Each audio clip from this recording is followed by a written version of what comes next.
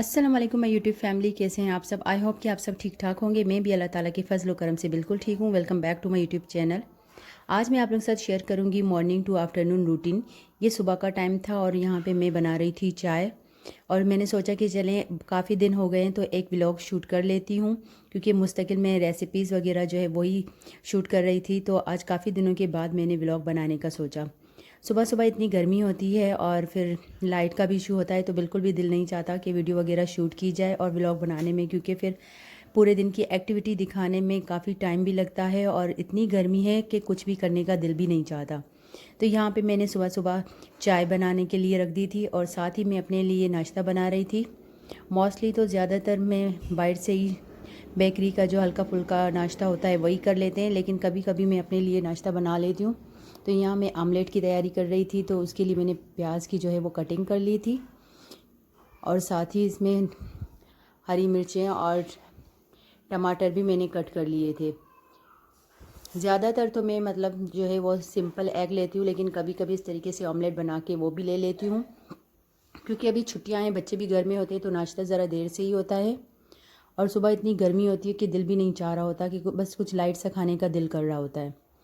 यहाँ पे मैंने ऑमलेट के लिए वेजिटेबल्स कटिंग करके रख दी थी और इसी देर में मेरी चाय भी बन चुकी थी, तो उसको मैं थर्मास में ऐड कर दूँगी। और बच्चों की छुट्टियाँ भी तकरीबन अब ख़त्म हैं, क्योंकि इतनी ज़्यादा गर्मी थी, बच्चे भी बिल्कुल भी घर में बोर हो गए थे और दुआ कर रहे थे कि जल्दी से स्कूल खुलें। लेकिन ये फिर दोबारा से अब नोटिफिकेशन आया है कि छुट्टियां जो हैं वो बच्चों की एक्सटेंड हो गई हैं, और हमारी भी इंशाल्लाह यही सुनने में आया कि शायद छुट्टियां बढ़ जाएं हमारी भी। यहाँ पे मैंने आटा निकाल के रख दिया था, ये रात को ही गूंदा हुआ आटा मैंने रख लिया था फ्रिज में। इसको मैंने निकाल दिया था कि इससे अब मैं पराठे बना लूँगी। आप लोग किस तरीके से पराठे बनाते हैं? मैं सिंपली ज़्यादातर तो मैं ज़्यादा बल वाले नहीं बनाती। अगर एक दो बनाने होते हैं तो बस यही, जैसे बीच में रोटी बना के बीच में जैसे घी लगा के, बस सिंपल ऐसे ही मैंने पराठा बना लिया था।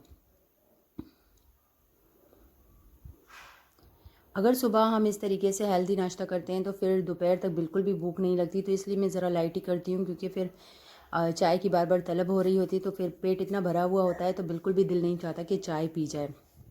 इसलिए कभी कभी मैं इस तरीके का नाश्ता कर लेती हूँ, वरना ज़्यादातर जो है वो मैं सिंपल जो है वो हल्का सा कुछ भी ले लेती हूँ। यहाँ पे हमारा पराठा जो है वो रेडी हो चुका था,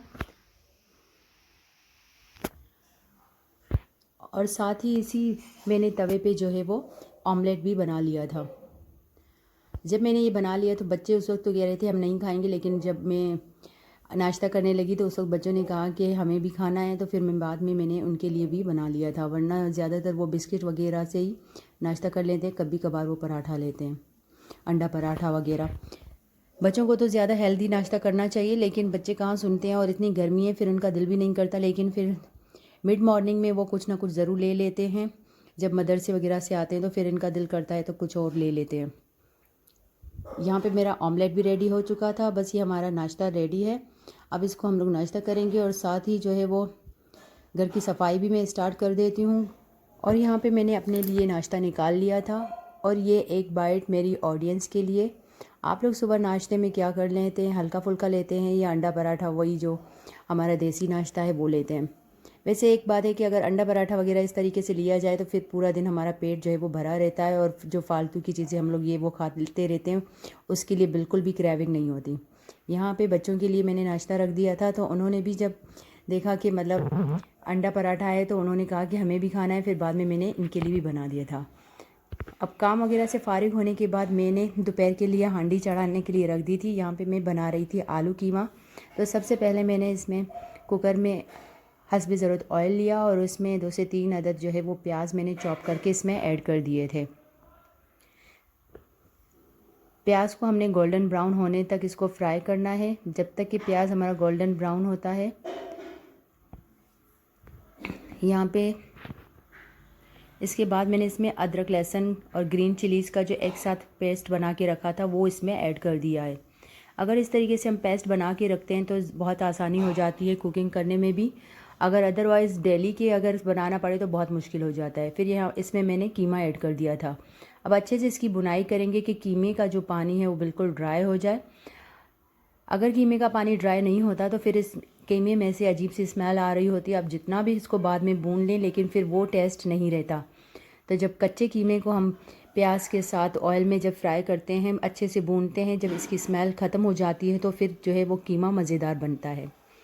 अब यहाँ पे मैंने 4 से 5 अदद जो टमाटर थे वो मैंने ग्राइंड कर लिए थे, वो भी इसमें ऐड कर लिए, और साथ ही कुछ स्पाइसेस जो हमारे बेसिक स्पाइसेस हैं वो भी मैंने इसमें ऐड कर दिए। नमक, लाल मिर्च, हल्दी, धनिया पाउडर, ज़ीरा और हस्ब ज़रूरत नमक। ये तमाम मसाले ऐड करने के बाद थोड़ी मैंने इनकी बुनाई की और इसको प्रेशर कुकर पे रख दिया था। 15 मिनट तक मैंने इसको रखा होगा आई थिंक। फिर इसके बाद जब काफ़ी कीमा जो है वो बिल्कुल गल चुका था तो एंड में जो है वो मैं आलू ऐड करूँगी। कीमे के साथ मैं नहीं ऐड करती क्योंकि फिर आलू बहुत ज़्यादा सॉफ्ट हो जाते हैं। फिर लास्ट में बस मैं इसमें आलू ऐड करके 2 से 3 मिनट के लिए इसको प्रेशर दे दूँगी। तो बस आलू जो है वो बहुत ही 2 मिनट में ही प्रेशर कुकर में गल जाते हैं और आसानी के साथ हमारा जो है वो आलू कीमा रेडी है। बस इसमें जो है वो मैंने हस्बे ज़रूरत हम शोरबा बनाएंगे जितना हमने रखना है। तो ग्रीन चिलीज़ और गरम मसाला एंड में जो है मैंने इसमें ऐड कर दिया था।